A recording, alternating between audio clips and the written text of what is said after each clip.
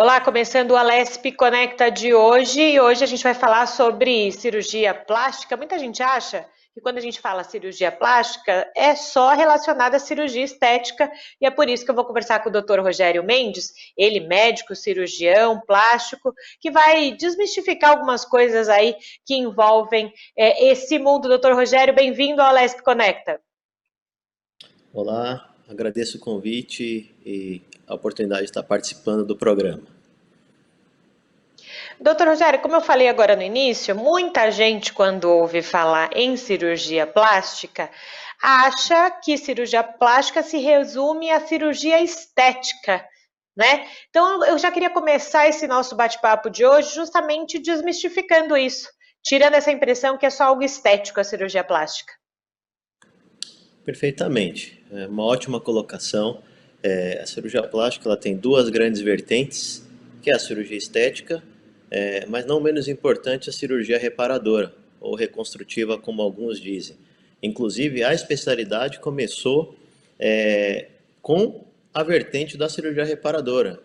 O pai da cirurgia plástica é o Sir Harold Gillis, que foi um médico que teve destaque em cenários de guerra, em que ele fazia a reconstrução de pacientes mutilados no cenário do pós-guerra. E daí veio essa evolução da especialidade, e muitas das técnicas que utilizamos em cirurgia estética, na verdade, são espelhadas ou extrapoladas da cirurgia reparadora, que é um universo à parte. Agora, é importante dizer para as pessoas também, então, para quem está ouvindo, a gente não entende muito desse termo, o que são essas cirurgias reparadoras, quais pessoas precisam, por qual motivo, enfim, só para as pessoas, para a gente contextualizar, na verdade, para que as pessoas entendam isso que a gente está falando. Correto. Quando a gente fala em cirurgia estética, o pessoal pensa em prótese de silicone, cirurgia do nariz, pálpebra, lipo, abdômen.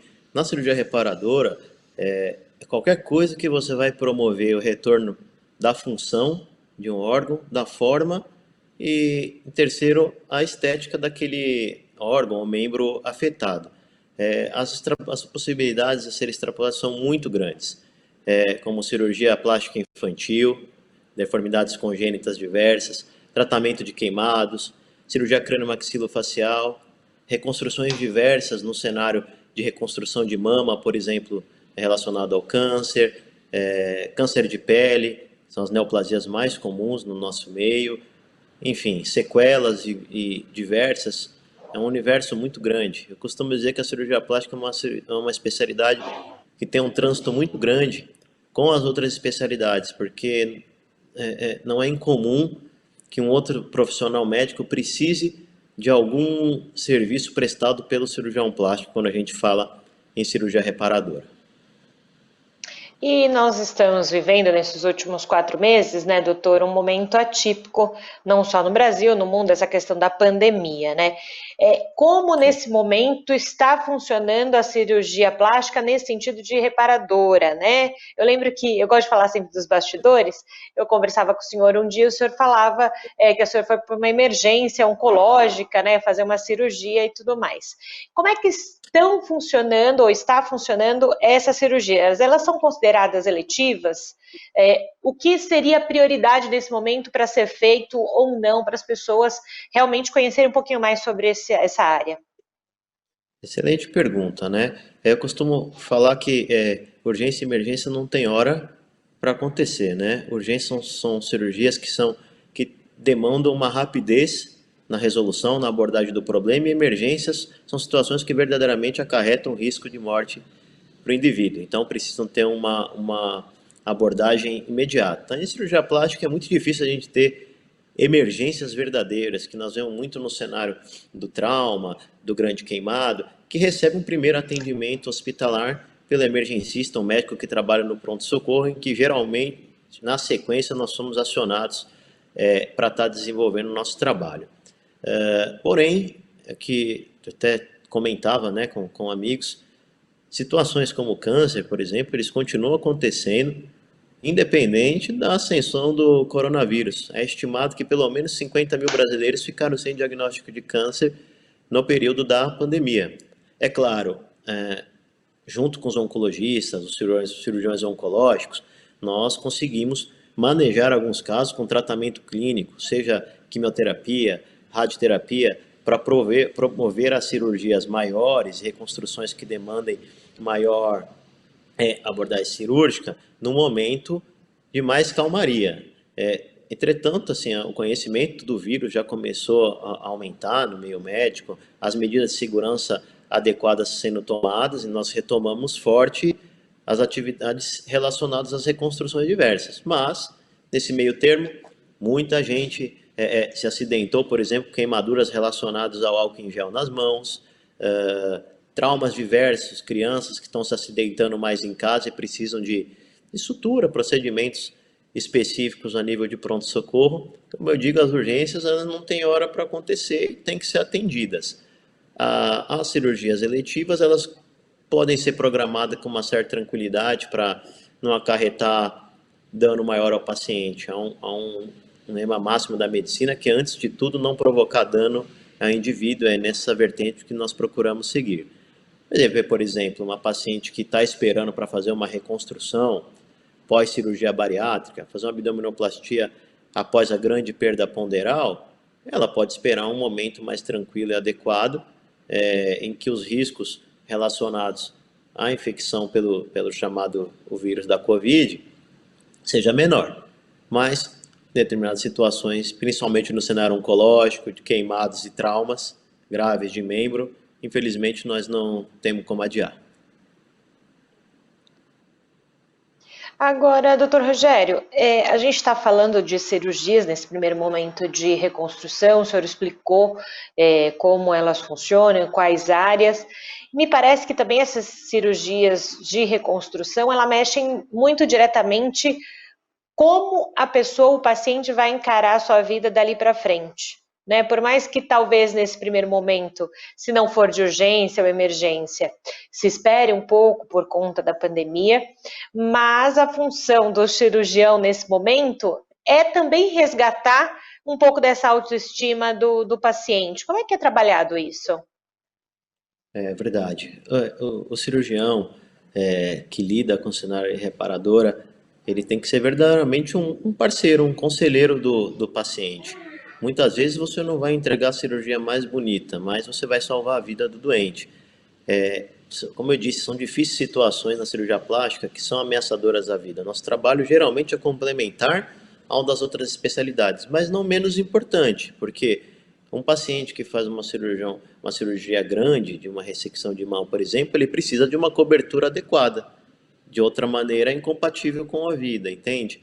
E nós administramos muito isso, essa questão do contato próximo com a paciente. É interessante que os retornos à cirurgia plástica, pós-cirurgias de reconstrução, eles são mais precoces do que das outras especialidades, porque nós lidamos direto com a cicatriz, com a evolução dos curativos, e acaba pegando um apego muito grande ao paciente que nos acompanha, uma caminhada verdadeiramente junta. Esse papel humano, ele não pode ser abandonado jamais. Quem trabalha com reparadora sente verdadeiramente isso na pele.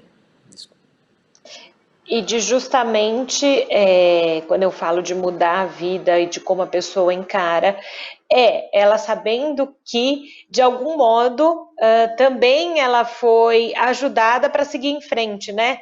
Às vezes se fala dos tratamentos com os medicamentos e tudo mais, mas também a cirurgia reparadora, me parece que nesse sentido contribui também para que a pessoa siga em frente do melhor jeito possível, né? Então, não é só essa questão do médico, né? Mas como o senhor bem falou, é uma questão também de vida, né? Com certeza. Nós temos alguns prazeres na vida, né? Que é poder comer por conta própria, andar, quem tem essa possibilidade, suas necessidades fisiológicas, poder ir ao banheiro sozinho, fazer seu asseio. E nossa especialidade, quando você fala em reparadora, primordialmente, ela pensa em resgatar isso, que é a essência primária do ser humano. O ser humano é o ser mais evoluído na face da Terra. Ele colonizou e habitou toda a Terra por causa da inteligência e da sua diferenciação no meio. E os traumas, o câncer, essas situações que limitam esse poderio de ser humano verdadeiramente, eles são muito drásticos para a vida da pessoa. Então, pequenas mudanças, pequenas intervenções que às vezes parecem ser simples, elas mexem na alma da pessoa.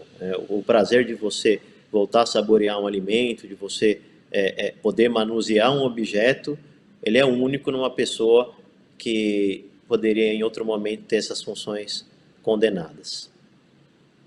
E até dentro disso que o senhor está falando, né, de algumas cirurgias que podem esperar um segundo momento e outras que precisam ser feitas e estão sendo feitas nesse momento de pandemia, quais os protocolos estão sendo utilizados tanto nos hospitais, eu imagino que também no consultório, até no sentido de avaliação e tudo mais, então como é que vocês, né, nessa área estão atuando nesse sentido de protocolos? Vamos lá. Nós tivemos uma novidade muito interessante nesse período, que foi a evolução da telemedicina, né?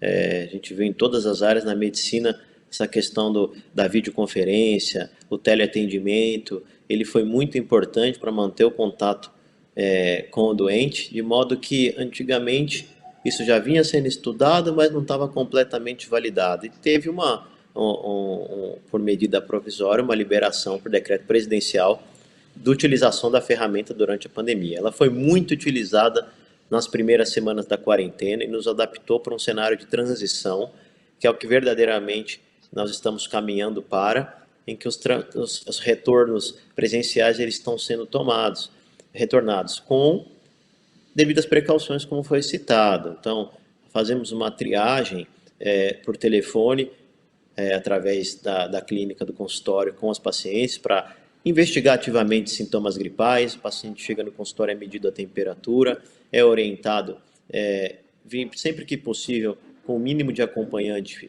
sempre que possível, claro, assentos reservados, consultas disfarçadas com um período de tempo maior, para evitar o fenômeno da aglomeração social. Medidas de asseio também que são extrapoladas para todo segmento da sociedade, que também estão sendo levadas ainda com mais primor. Nos hospitais, isso já é realidade, né? O hospital é um centro que é para ser limpo por excelência. Agora isso está mais na mente e no ato de todo mundo. Quando a gente fala em cirurgia, as cirurgias elas estão voltando a ocorrer, mesmo as eletivas, né? As urgências, como a gente já comentou, elas ocorreram durante toda a pandemia, independente da ascensão do vírus ou não. Mas em cirurgia nós estamos agora fazendo uma testagem do paciente, exames específicos como o PCR, que é a identificação do vírus na orofaringe, na garganta e nariz do paciente. Ele é testado antes da cirurgia para evitar que ele seja submetido à cirurgia com vírus ativo, né? Ou mesmo em fase latente. Pacientes que sabidamente referem ter pego a infecção, ter se infectado pelo coronavírus, também podemos utilizar a sorologia, né? É uma ferramenta indireta de nos dizer se o paciente tem critério de cura ou não, muito embora a gente veja muita variabilidade. Então, há uma testagem tanto do paciente quanto da equipe médica para poder promover uma cirurgia mais segura sempre que possível. Agora, o senhor tocou num ponto que vem sendo muito falado nesses últimos meses, que é a questão da telemedicina, e aí eu gostaria de uma opinião do senhor com relação a isso. Nós escutamos aqui no Jornal da Rede Alesp, que a gente tem diariamente, alguns especialistas que acreditam que é sim um futuro da medicina para facilitar, enfim, muitas áreas. Outras áreas todos entendem que não se consegue um atendimento por telemedicina, que é preciso ver o paciente, e há uma outra vertente que acha que a telemedicina não seria o caminho, né? Como é que a gente consegue equalizar essas três coisas, doutor? Eu acho que é um meio termo mesmo, eu sou uma vertente que é mais equilibrada. É uma ferramenta muito útil, sim. Na verdade, nós já utilizamos a telemedicina, já utilizávamos mesmo que de maneira indireta, porque um contato por ferramenta de troca de mensagens com o paciente não deixa de ser um uso indireto da telemedicina, que agora está mais regulamentado e normatizado, né? A gente sabe, sim, quando estuda na carreira médica, que a anamnese, né, que é a entrevista do paciente na consulta, ela responde por até 70% do diagnóstico, os outros 30% vêm do exame físico e dos exames complementares.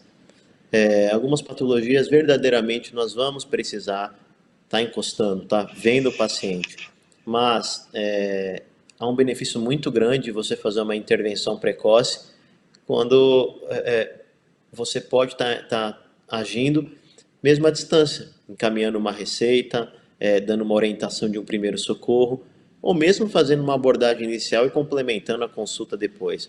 Inclusive, na lei, é previsto que a paciente que tem uma consulta à distância tenha a possibilidade de ter um retorno presencial com o médico para complementar o seu atendimento, se assim for necessário. Quando eu falo em cirurgia plástica, a gente vai operar a mama da paciente, é claro que o exame físico é crucial.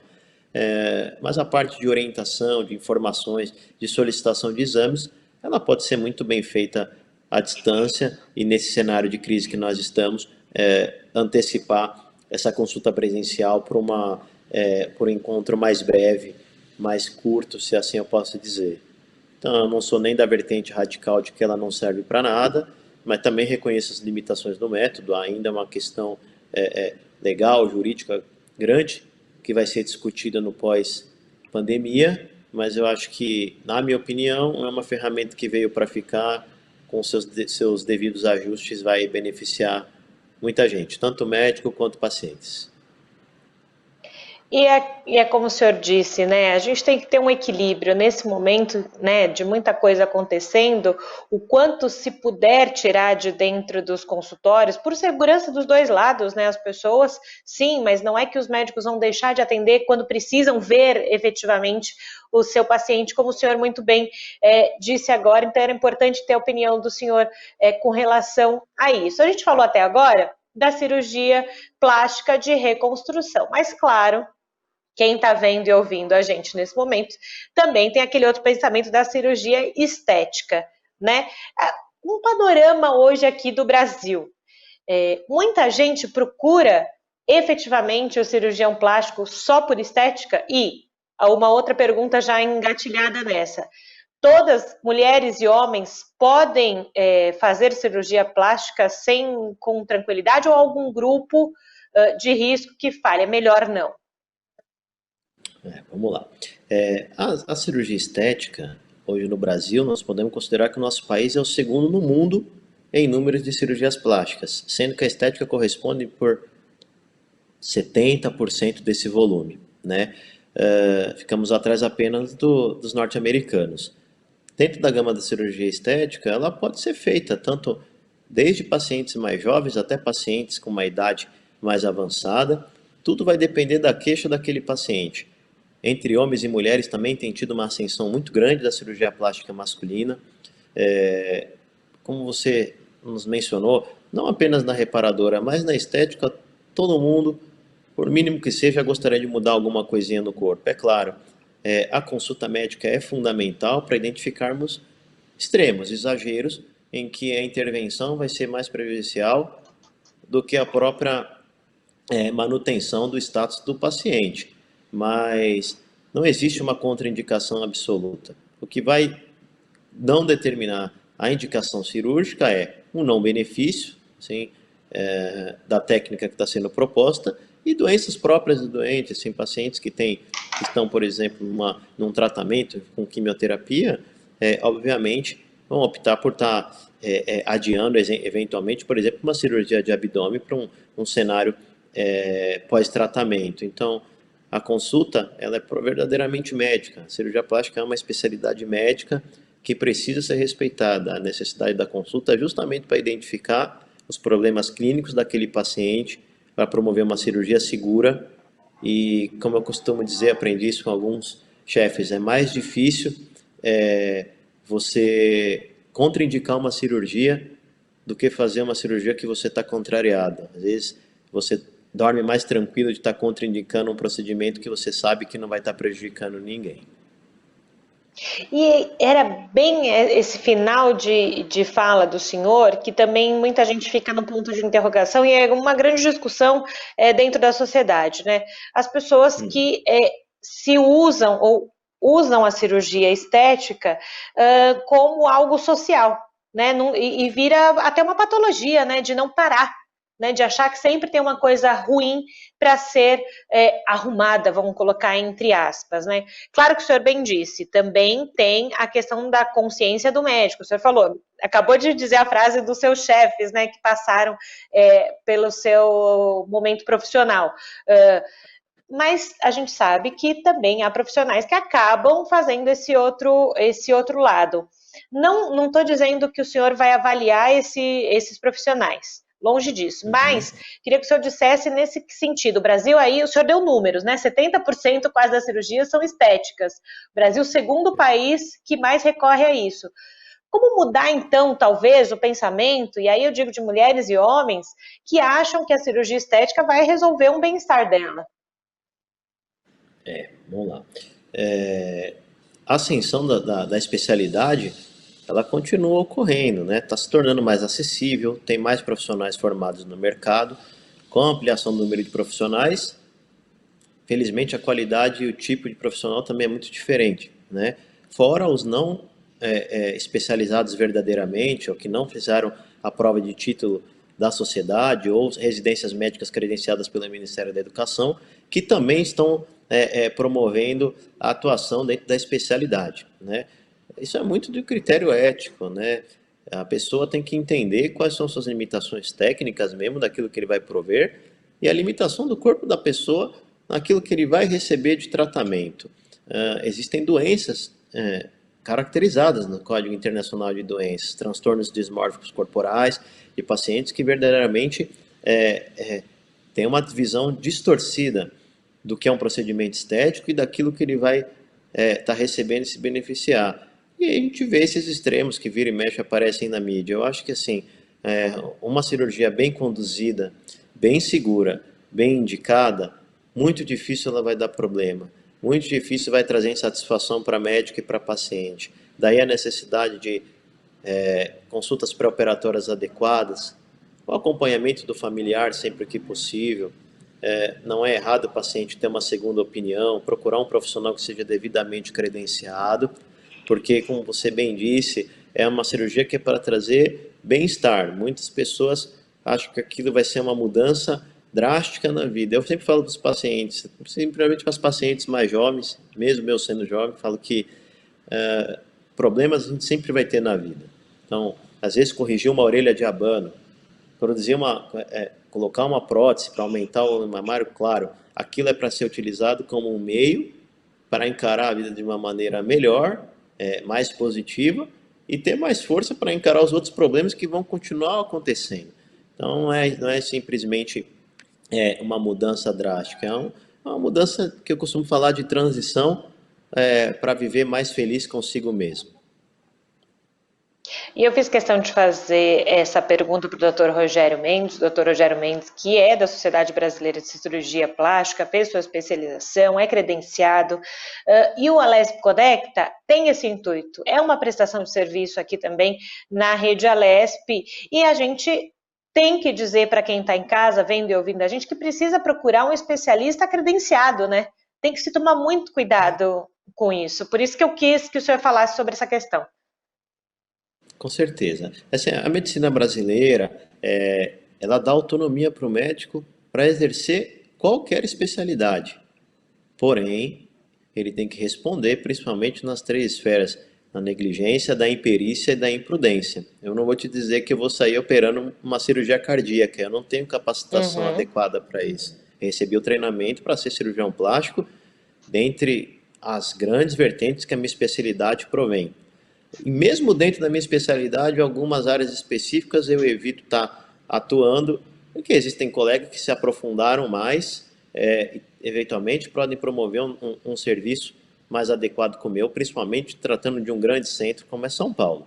Claro que situações extremas, como alguns colegas fazem uma medicina belíssima nesse Brasil grande e continental, o médico ele tem que estar preparado para resolver o máximo de situações possíveis. Porém, o nosso país já é um país que transita para um padrão, eu não posso dizer de primeiro mundo, mas um país em transformação, em que o acesso à internet, à informação, é uma mídia digitalizada e que promove verdadeiramente informação e conteúdo educacional, não há mais ninguém, não há justificativa para ninguém não receber o melhor dentro daquilo que está sendo oferecido. Perfeito, doutor Rogério Mendes, cirurgião plástico. Você viu que quando o bate-papo é gostoso, vai, já acabou o nosso programa Alesp Conecta de hoje. Primeiro, agradecendo o senhor pela sua contribuição e contando também para muita gente que talvez não soubesse desse outro lado da cirurgia plástica. Então, obrigado por hoje. Eu agradeço muito, estou sempre à disposição. Obrigado novamente. Perfeito. Se você quer rever esse programa que acabou agora e também toda a nossa programação da Rede Alesp, é fácil, corre lá nas nossas redes sociais, em especial o YouTube, o canal do YouTube da Assembleia Legislativa de São Paulo. Eu fico por aqui, até uma próxima. Tchau!